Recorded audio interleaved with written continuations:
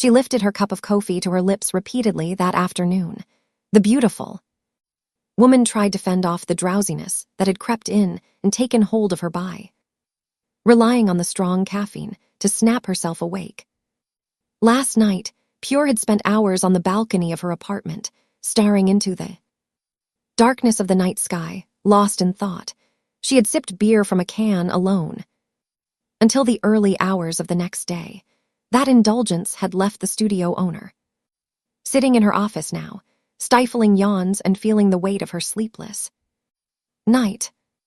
Her narrow back leaned against the large chair. Pure closed her eyes for a brief moment before they fluttered open again. Her gaze fell on the familiar symbol on her favorite ceramic mug. It was placed not far from her laptop, doing its duty of holding a hot drink. A faint smile bloomed on her lips, as it always did when she saw it. LP was the initials Loft had carefully etched onto the mug during her first pottery lesson. Pure hadn't known then that the act of inscribing those letters would also carve something permanent into her heart. Take it as something to remember me by, in case one day you miss me too much. You can look at the mug I made. The mug wasn't as perfectly crafted as the ones an expert like Pure could make, but it was still impressive, evidence of Loft's skill and effort. One for each of us. Yes, in case one day we can put them side by side. For a moment, neither of them had known if that day would ever come. Even now, it still hadn't arrived. Their last conversation had taken place 2 years ago, and since then there had been no contact, no accidental encounters. Everything had been severed as if they had never known each other, just as they had agreed. The only thing that remained was the lingering feeling that connected them and reminded Pure that what she and the tall girl, who shone bright like the sun, had shared was real and not just a dream. With some people, even the smallest things can trigger a flood of memories. For Pure, the sight of the mug that she received as a gift was enough to make her think of that certain someone. Her last experience of love had been buried deep within her heart, though 2 years had passed, it hadn't faded. Every moment, every wound remained as vivid as ever. Only the guilt that had once consumed her had lessened over time. It hadn't disappeared entirely, but it no longer tormented her as it once had. 2 years might not seem long to some, but for Pure, it had been enough to heal her heart to a certain extent. Whether through her own efforts or Air's support, she had made progress, and she could only hope that the woman she missed so dearly had undergone a similar transformation. She hoped that Loft had regained her brightness, that she wasn't the same Loft who had cried so often the last time they met. Because Pure had no way of knowing, no news or updates, all she could do was hope without a hint of whether she would succeed or not. With her former lover, whose love she no longer felt, they met at least once a year and exchanged messages at least twice annually. But with the person she still loved, the person she had never told, there had been nothing, no contact, no presence, as if she had never existed.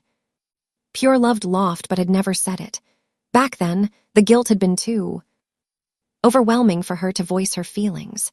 The words that the girl had longed to hear, the ones she deserved, had remained unspoken. Pure knew that withholding those words was likely part of what caused Loft pain. All she could hope for now was that the lively girl no longer dwelt on those feelings. Better yet, she hoped that Loft was truly happy, not the kind of happiness tinged with worry that Pure had once given her. Was it contradictory for the person who had caused the pain to wish for Loft's happiness every day? I'm sorry for keeping you working so late, Miss Key. She glanced up to see her assistant massaging her temples.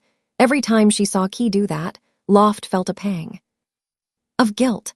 The work-related issues that had arisen had forced both of them to stay late until nearly midnight. The ever-considerate boss felt bad despite compensating Key fairly for her overtime. Yet Loft, who was one of the management, was still concerned. "It's okay, I'm earning a lot." Her laptop was packed as the assistant responded to Loft's concern. The person in front of her possessed qualities that any employee would love to work with. Her boss, though younger by a few years, held a high-ranking position. She was kind-hearted, the type that Key wasn't sure she would find another in the next few centuries. The pay was generous, but it was Loft's kindness that kept Key loyal after 2 years of working together. These were the best times in Key's work life, the best an employee could ask for. Even so, it doesn't happen often. If it did, I'd have quit already, Key teased, prompting Loft to laugh. The thought of Key leaving was daunting, and the boss had already promised herself she would do everything possible to keep Key by her side, not trying to run away from her. "I wouldn't make you work late all the time. This time, it just couldn't be helped." "I understand. Really, I do." "Thank you for understanding. We should head home and get some rest. By now, the roads near your house should be clear. It shouldn't take long to get there," Loft said, packing up her belongings. And because she was busy packing, she didn't notice the curious look Key gave her as she spoke. "Are you driving me home, Miss Loft?" "No, I was just saying the traffic should be fine by now." Loft halted her movements, looking up and denying with a serious expression. "Oh, so I don't have to refuse, then."